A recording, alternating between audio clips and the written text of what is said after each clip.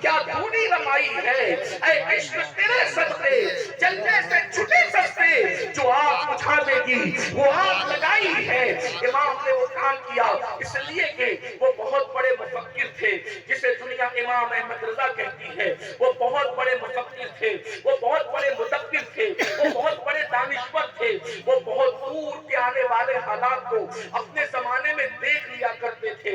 امام اہل سنت جان رہے تھے عشق مصطفیٰ کی لو کو مدھم کیا جا رہا ہے، عشق مصطفیٰ کی آگ کو سرد کرنے کی کوشش کی جا رہی ہے۔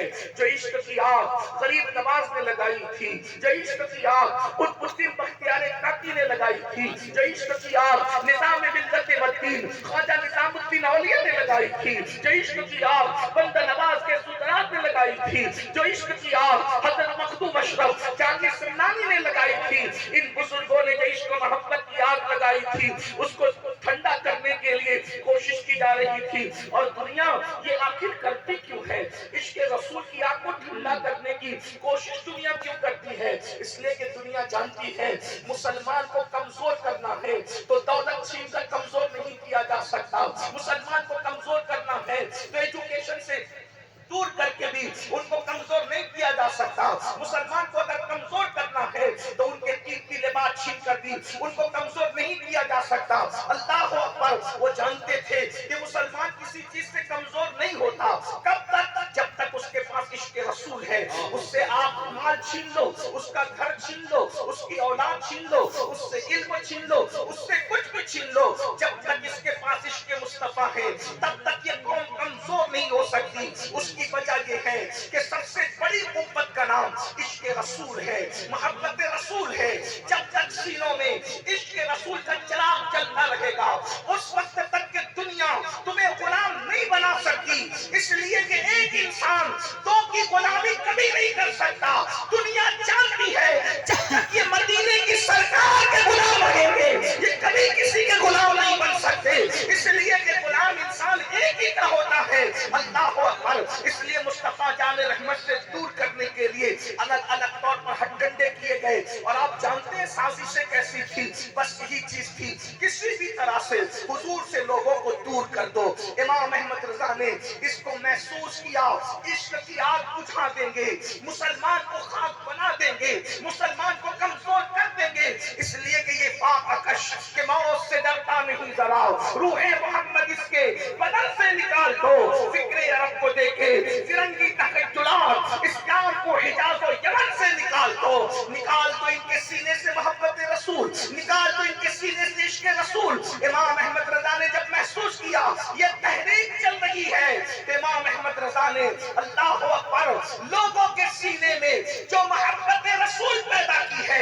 امام احمد رضا کا سب سے بڑا کارنامہ یہ ہے انفیلڈ کوئی ہو، گفتگو کوئی ہو، اس میں وہ ذکر مصطفیٰ چھیڑتے ہیں، تخیلات میں ذکر مصطفیٰ، تصورات میں ذکر مصطفیٰ، غزل ہے تو ذکر مصطفیٰ، نعت ہے تو ذکر مصطفیٰ، قطع ہے تو ذکر مصطفیٰ، فتویٰ ہے تو ذکر مصطفیٰ، اٹھوے ہے تو ذکر مصطفیٰ، بیٹھ ہے تو ذکر مصطفیٰ۔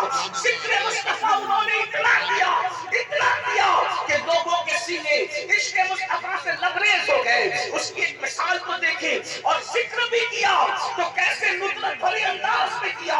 اللہ اکبر! حضور کے عشق کے وہ گل بوٹے لوگوں کے دل و دماغ کے اندر پیدا کر دیے کہ رہتی دنیا تک کے اس کے نقوش موجود رہیں گے۔ میرے امام کو حضرت عیسیٰ کا جب ذکر یاد آتا ہے تو حضرت عیسیٰ کو یاد کرتے ہوئے وہ اپنے محبوب کی ہی بڑائی بیان کرتے ہیں، اور پھر کہتے ہیں اب انداز دیکھیں میرے امام کا، پڑھا لکھا مجمع ہے، میں معلومات میں اضافہ نہیں کر سکتا، بلکہ میں بھی امام اہل سنت کے مشن کو کچھ آگے بڑھانے کی سعادت حاصل کر سکتا ہوں۔ اور کیا میرے امام کا انداز دیکھیں، کہتے ہیں ہے لبے عیسیٰ سے جاں بخشی نرالی ہاتھ میں، ہے لبے عیسیٰ سے جاں بخشی نرالی ہاتھ میں، سنگ ریزے پڑھتے ہیں شیریں مقالی ہاتھ میں، سنگ ریزے پاتے ہیں شیریں مقالی ہاتھ میں۔ عیسیٰ علیہ السلام کا ذکر آتا ہے تو لوگ کہتے ہیں وہ مسیحا تھے، بے شک مسیحا تھے، مگر قربان جائیں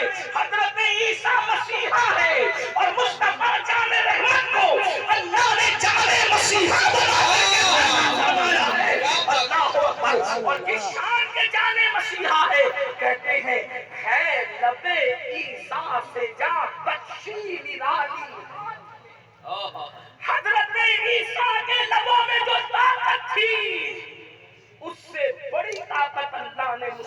جان رحمت کے ہاتھوں میں واہ واہ کس شان سے میں پیلی بھیت والے عبد نواز سے آنے والوں کو ہر دو جملوں پہ نہیں کہہ سکتا کہ بولو سبحان اللہ. میری فیلڈ یہ نہیں نہ میری عادت ہے.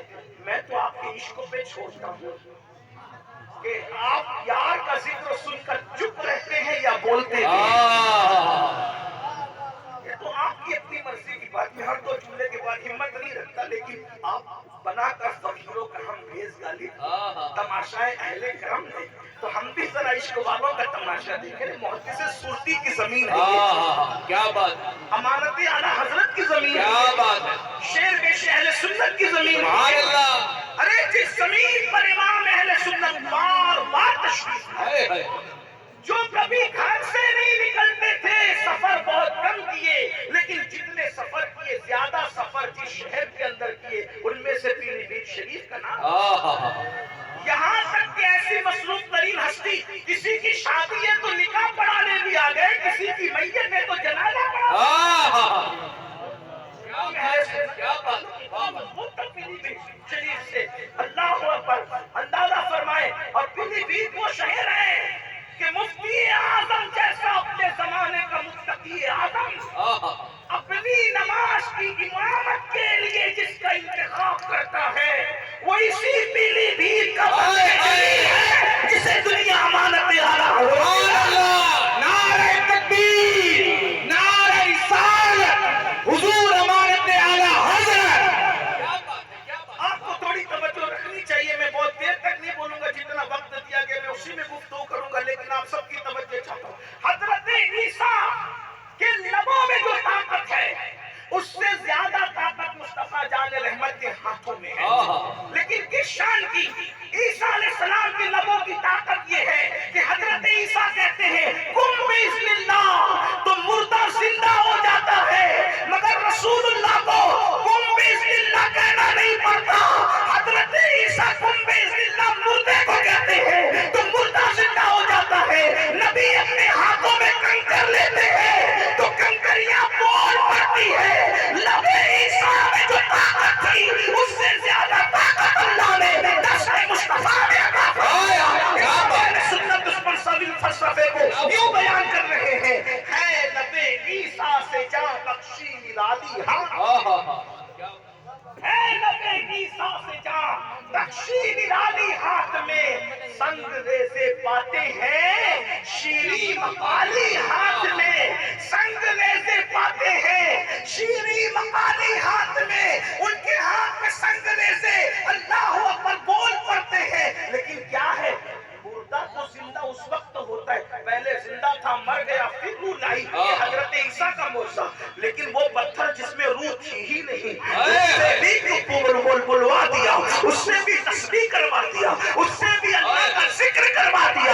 یہ مصطفیٰ جان رحمت کی شان ہے. تو میرے امام نے ہر جگہ عشق کے گل بوٹے لوگوں کے دل میں پیدا کرنے کی کوشش کی. انہوں نے محبت رسول کو ہمارے دلوں کے اندر چراغ جلانے کے لیے، محبتوں کے چراغ جلانے کے لیے 1200 سے زائد کتابیں عطا کی. جانتے تھے عشق کی طاقت سے بڑی کوئی طاقت نہیں، عشق کی قوت سے بڑی کوئی قوت نہیں. لیکن یاد رکھنا امام اہل سنت کے غلاموں، آج ہم عشق رسول کی باتیں کرتے ہیں، کہیں نہ کہیں ہمارے عشق میں کمزوری آئی ہے.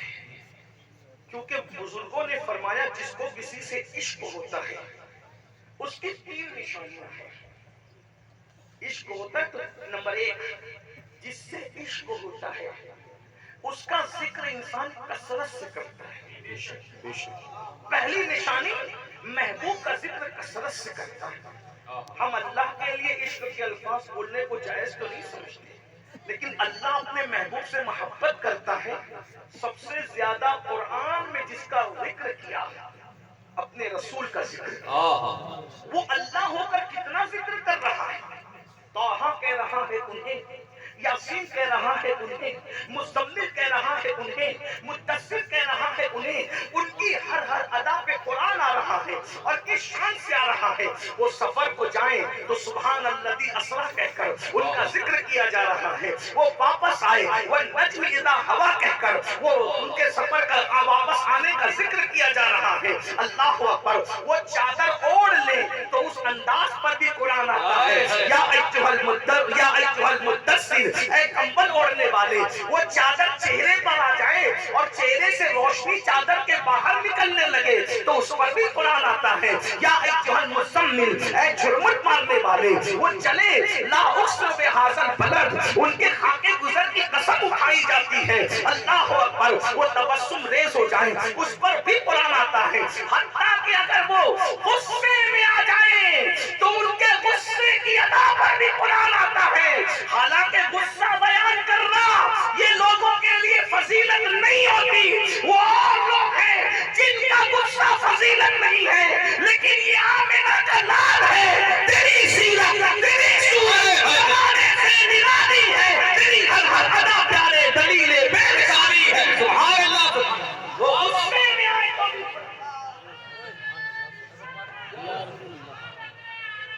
زندہ باز،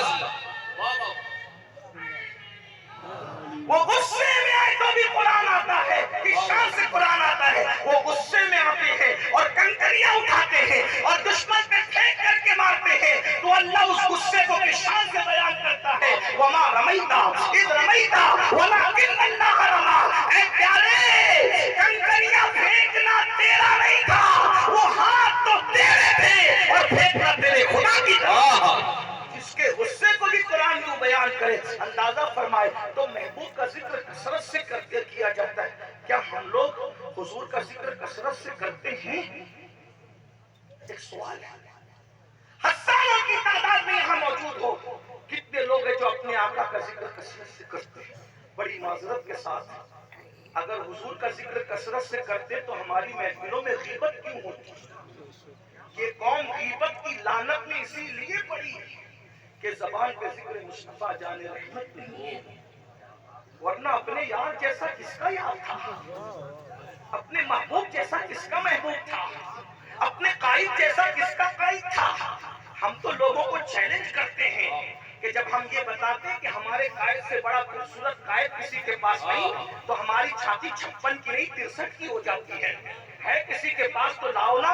ارے تمہارے قائد اگر سو کر کے اٹھے تو منہ میں بدبو آتی ہے، ان کے بال بکھر جاتے ہیں، آنکھوں میں کیچڑ آ جاتا ہے، چہرے پہ نیند کے آثار آ جاتے ہیں، لیکن ہمارا قائد، مومنوں کا قائد اگر سوتے ہیں تو چہرے پہ نیند کا اثر ظاہر نہیں ہوتا، بلکہ ایسا لگتا ہے ابھی ابھی ان کی آنکھوں میں کسی نے سرما ڈالا ہو اور ان کے سر میں کسی نے تیل لگایا ہو اور ان کی زلفوں کو کسی نے سنوارا ہو۔ اللہ اکبر، ان کے کپڑے کبھی میلے نہیں ہوئے، ان کے بدن پہ کبھی مکھی نہیں بیٹھی، ان کے پسینے سے مشک کی خوشبو آتی تھی، اللہ اکبر، اور کس شان سے آتی تھی۔ بریلی کا کلندر اس کو یوں بیان کرتا ہے، واللہ جو مل جائے میرے گل کا پسینہ، واللہ جو مل جائے میرے گل کا پسینہ، مل جائے نہیں کہا، کیا کہا مل جائے، ملنے اور ملنے میں فرق ہے، کہتے مل جائے میرے گل کا پسینہ، مانگے نہ کبھی عطر نہ پھر کے آئے بلند ہو، اگر مل جاتا ہے تو دلہن عطر سے بے نیاز ہو جاتی ہے، اور اگر مل جاتا ہے تو اس کی نسلیں بھی مہک جاتی ہیں۔ کیا بات ہے، ایسا قائد ہے کسی کے پاس، ایسا قائد ہے کسی کے پاس، لیکن اس کا ذکر چھوڑ کے کس کا ذکر کرتے ہیں؟ دل میں ان کو رکھنے کی بجائے لوگوں کے لیے حسد لے کے بیٹھے ہو۔ اپنے دلوں کو چیک کرو، اپنے بھائیوں سے حسد ہے، اپنی بہنوں سے حسد ہے، اپنے پڑوسیوں سے حسد ہے۔ اگر دل میں یار بستا تو دل میں کسی کے لیے حسد کیوں آتا؟ حضور غوث پاک اپنے خطبات میں فرماتے ہیں، غوث پاک کے کچھ خطبات ایسے ہیں جو صرف نوجوانوں کے لیے آپ نے بیان فرمائے، فرمایا اے جوان، سینے میں ایک ہی دل ہوتا ہے، دو دل تو نہیں ہوتے، یا تو کسی دل میں حسد ہوگا یا تو کسی دل میں محبوب ہوگا۔ جس دل میں محبوب ہوگا اس میں حسد نہیں ہوگا، اور جس میں حسد ہوگا اس میں محبوب نہیں ہوگا۔ چیک کرو نا، جب حسد ہے تو محبوب کہاں، اور جب محبوب ہے تو پھر حسد نہیں ہے۔ حسد میں نہیں مر رہے ہو، تکبر میں نہیں مر رہے ہو، انانیت میں نہیں مر رہے ہو۔ غوث پاک فرماتے ہیں ہر گناہ انسان کو فاسق بناتا ہے اور تکبر انسان کو کافر بناتا ہے۔ واستكبر وكان من الكافرين، تکبر کیا اور کافروں میں سے ہو گئے۔ میرے بھائی، حضور کا ذکر کثرت سے